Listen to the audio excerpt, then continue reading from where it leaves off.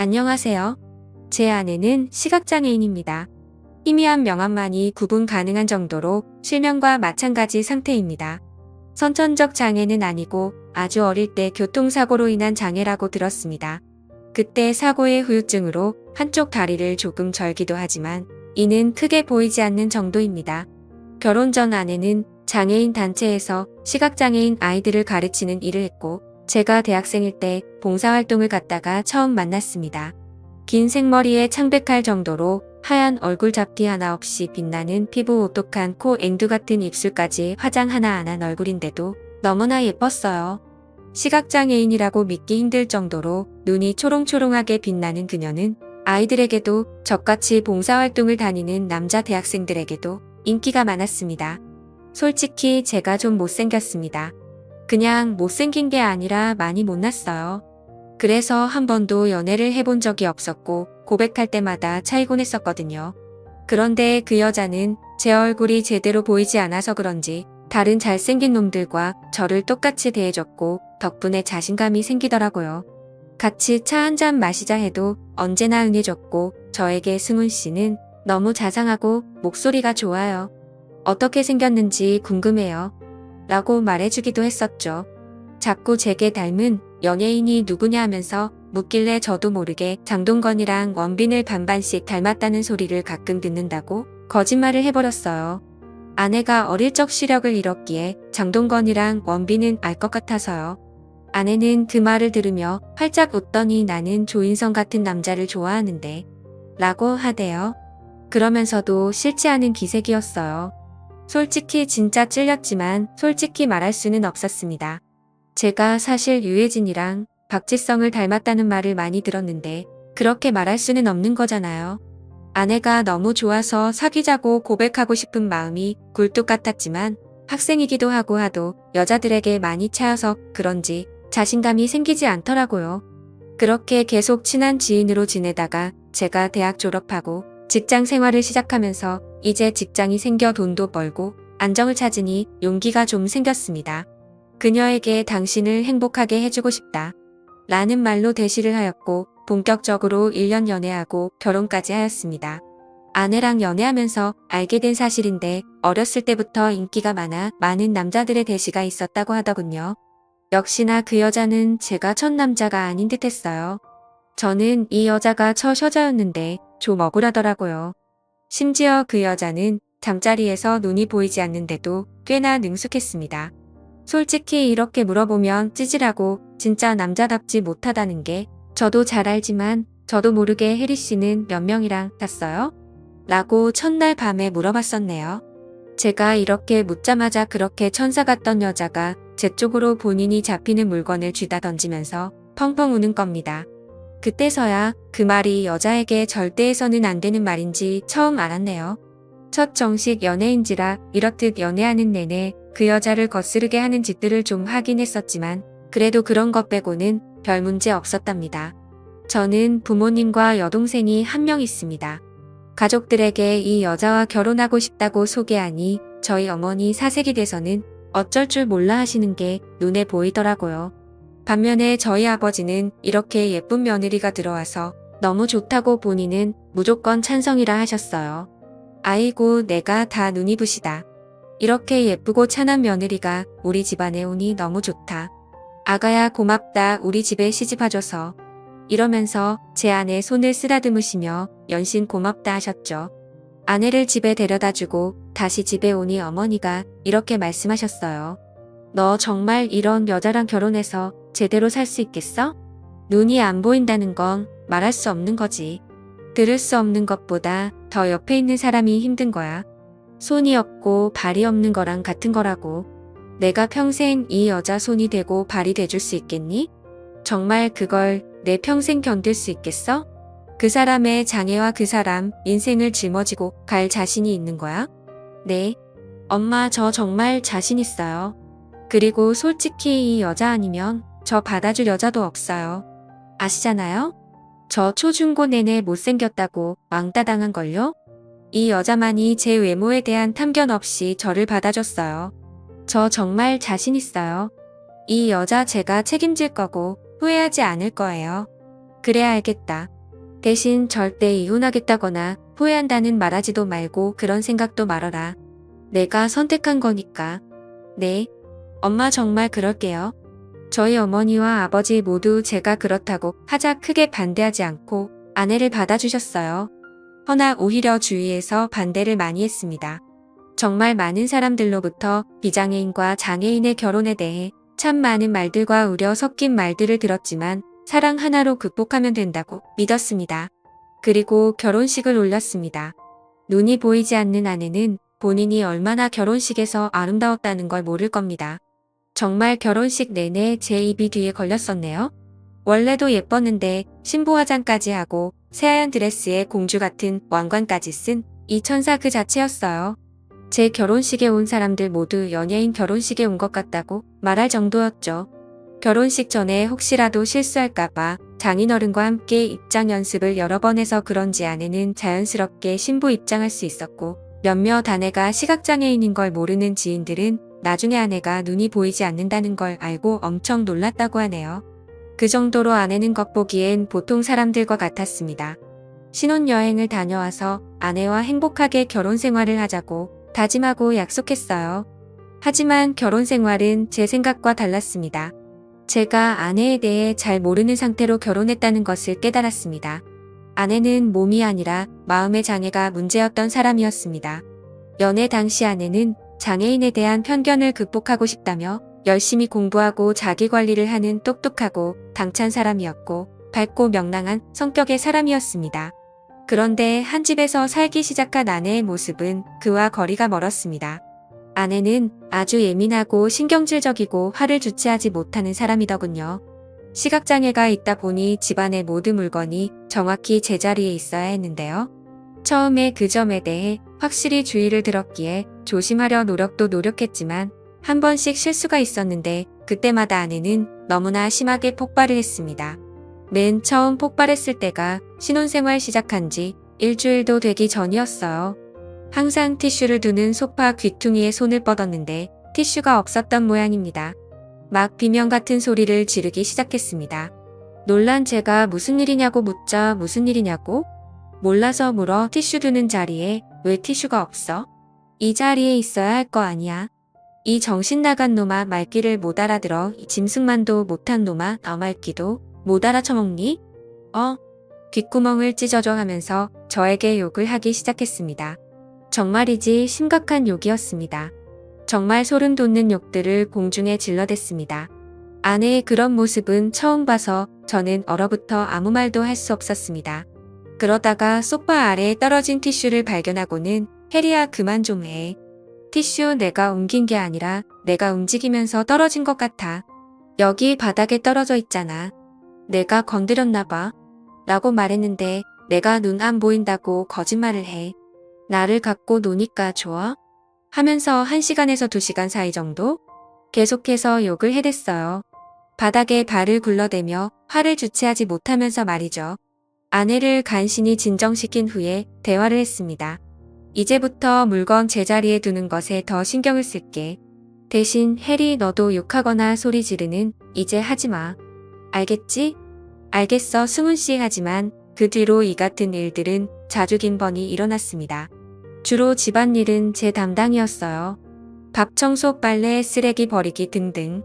가끔 아내가 돕는 건 빨래 개기, 이불 개기, 간단한 집 정리 정도였고요.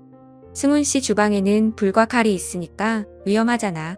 결혼 전에도 몇 번 다친 적이 있어서 무서워하고 아내가 말하기에 제가 부엌일을 자처했고 아내가 청소를 하려 해도 간단히 쓰레기통에 쓰레기를 넣는 거, 쇠에는 제가 도맡겠다고 했고 빨래는 오염의 정도를 잘 구분하지 못해 힘들다 하기에 제가 담당하기로 했었던 거죠. 당연하다 생각했고 큰 불만도 없었습니다. 아내는 처음에는 너무 고맙다며 천사를 만났다며 행복해했습니다. 저 또한 환하게 웃으며 고맙다고 말하는 아내의 얼굴을 보며 행복했고요. 솔직히 내 팔자에 이렇게 아름다운 여자랑 한 지붕 아래에서 사는 것 자체가 대박이란 생각만 들었네요. 그렇기에 사랑으로 모든 걸 품을 수 있다 생각했었죠. 허나 현실은 달랐습니다. 결혼 1년 차 하루하루 노예 같다는 생각이 들기 시작하더군요. 저는 대기업까지는 아니지만 중견기업에 근무하고 있고 연봉은 4천만 원 초반입니다. 결혼 후 아내는 직장을 그만두어 외벌이였고요. 8시 반 출근이고 퇴근하고 집에 들어서면 저녁 7시쯤입니다. 그래서 아침 6시쯤 일어나 씻고 밥을 했습니다. 제가 밥상을 다 차리면 아내를 불러 함께 아침밥을 먹었고 설거지를 하고 7시 반쯤 집을 나섰어요. 하루 종일 열심히 일하고 퇴근하고 집에 들어서면 7시였습니다. 다시 밥을 하고 아내를 불러 함께 저녁밥을 먹고 설거지를 하고 본격적인 집안일을 했습니다. 격일로 하루는 청소, 하루는 빨래를 하고 밑반찬을 만들고 장보고 온 재료들을 다듬었죠. 여기까지는 불만 전혀 없었습니다. 제가 선택한 일이니까요. 저를 힘들게 했던 건 그 일을 하는 내내 아내의 눈치를 봐야만 했던 거였죠. 뭐 하나 자신의 기준에서 벗어나면 자신을 무시하는 거라며 폭발했습니다. 제가 차린 밥상에 앉아서 밥을 먹는데 갑자기 장난하냐? 국이 뜨겁잖아. 승훈 씨 지금 나 엿먹이려고 일부러 그런 거지? 지금 나 무시해서 일부러 아주 팔팔 끓인 거 맞지? 뜨거운 국에 입대라고 일부러 그런 거 맞지? 아내는 심지어 반찬이 마음에 안 들어도 자신을 무시한다고 했어요. 승훈 씨 지금 이 반찬들 뭐야? 내가 밥 안 한다고 불만이다 이거야? 불만이 있으면 말로 하지 왜 반찬을 이딴 식으로 만들어서 복수해?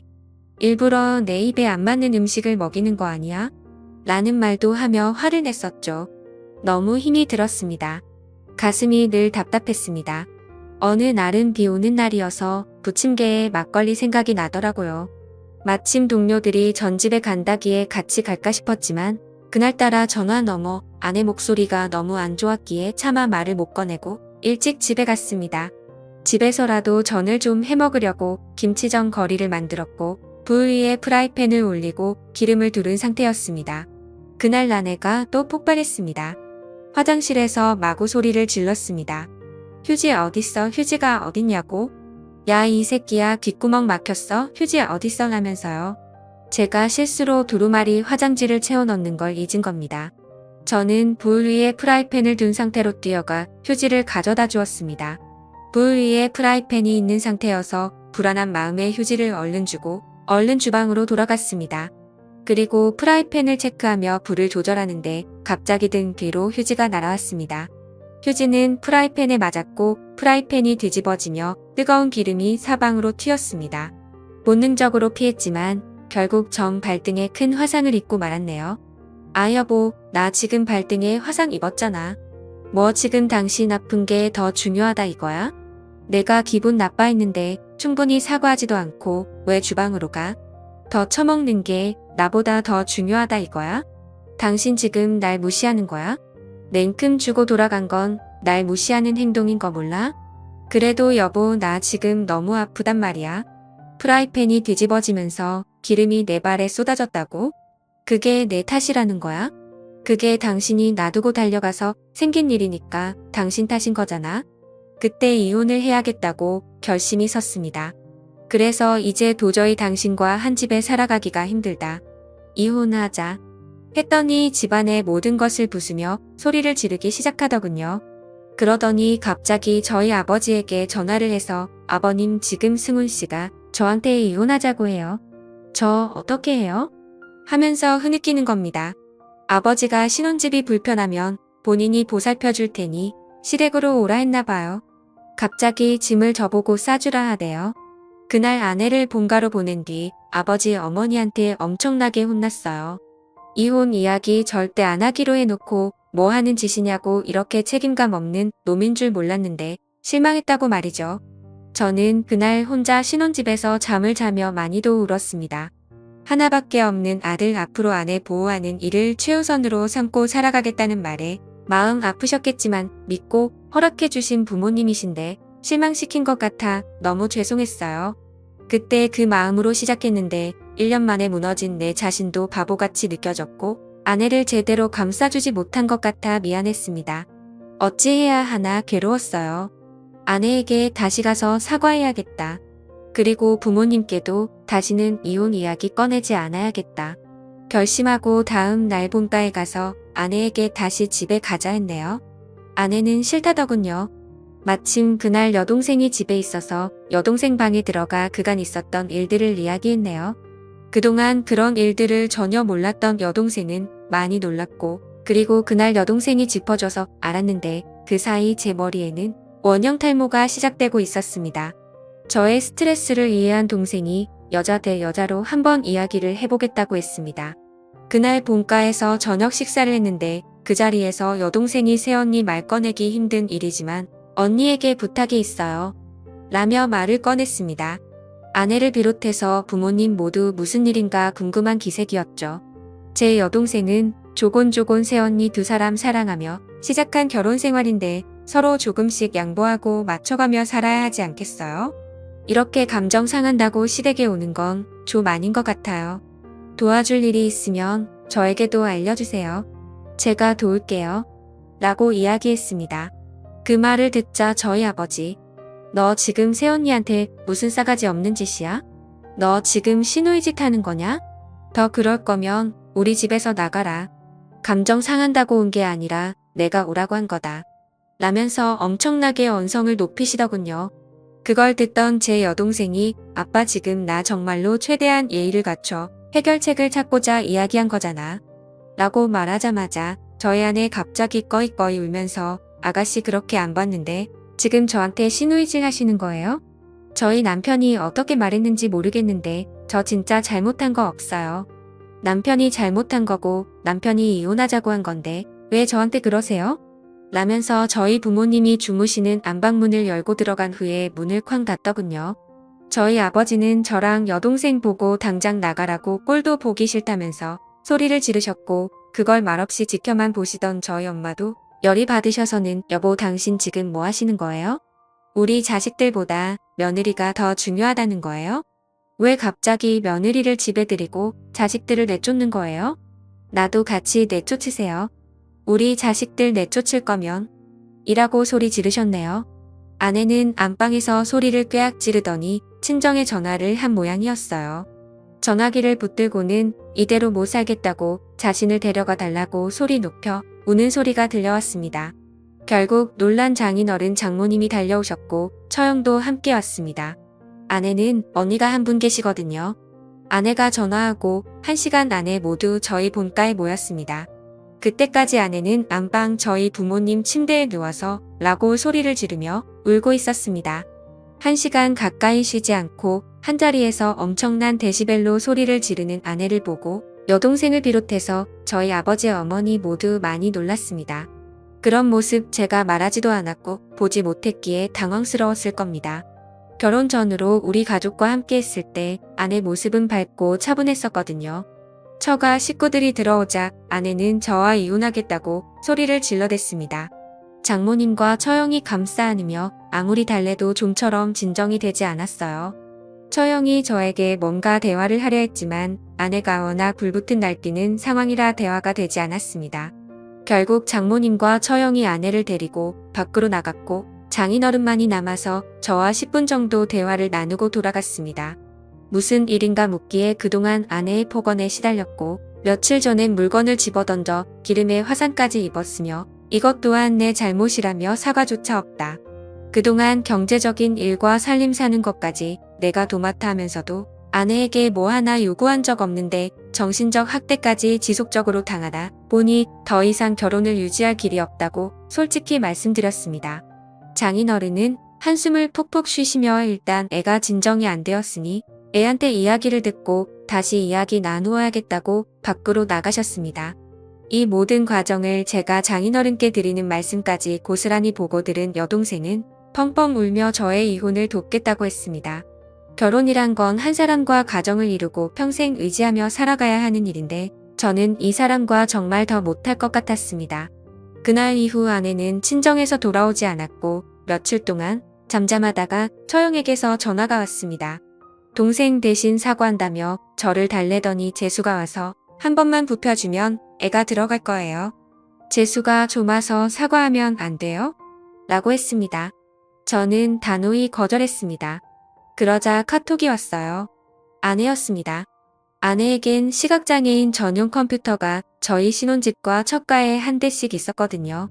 그걸로 카톡을 한 모양이었어요. 저에게 승훈 씨가 와서 무릎 꿇고 싹싹 빌기 전까지는 돌아갈 생각 없어요. 라고 하더군요.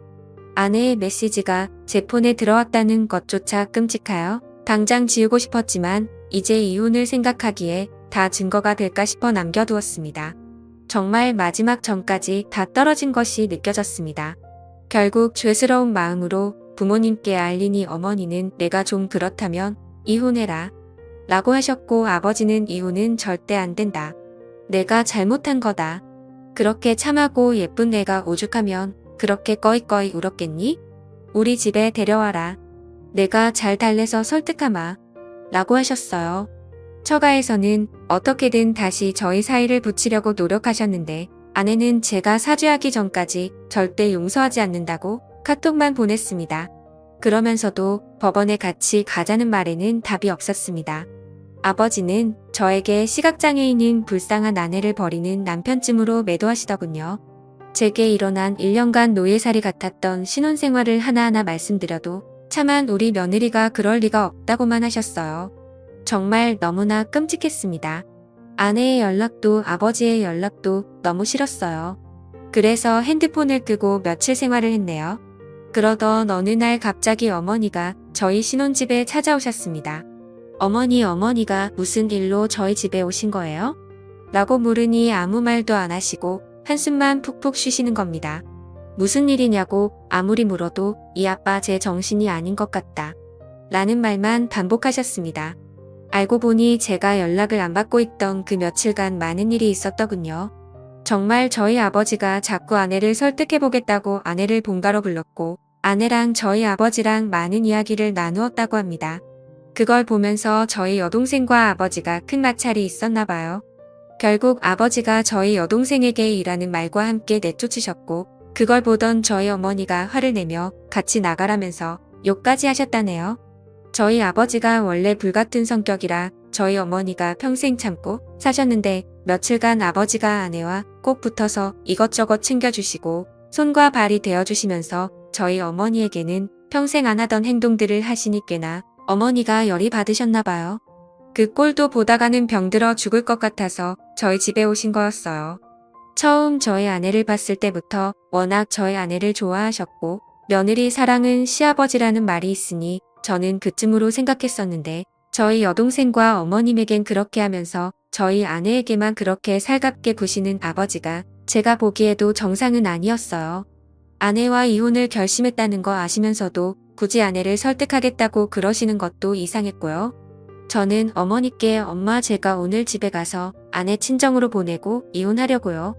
라고 했더니 어머니가 쉽지 않을 텐데 하시면서 걱정하시길래 걱정하지 말라 하고 집에서 나왔습니다.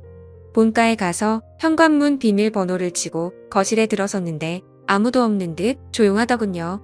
분명 현관에 아내 신발과 아버지 신발 둘 다 있었거든요. 그래서 아내가 지낼 만한 여동생 방에 들어갔더니 아내가 없었습니다.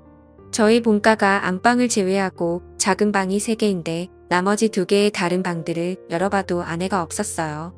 이제 있을 만한 곳은 안방뿐이었습니다. 안방에서 둘이 대화를 하고 있나 싶었는데 생각해보니 대화 소리가 전혀 나지 않는 거예요. 그래서 안방문에 귀를 대봤습니다. 그랬더니 대화 소리 같은 게 들리더군요. 아버님 이렇게 하면 될까요? 그래. 나는 그게 좋다. 뭐 이런 소리가 들리더니 한동안 조용했어요. 그리고는 저희 아버지의 이상한 소리가 들렸습니다. 그리고 저희 아내의 소리도 연달아 들렸네요. 그런데 아무리 생각해도 제 머릿속엔 이상한 생각만 들더군요. 이거는 정상적인 대화가 아니었어요.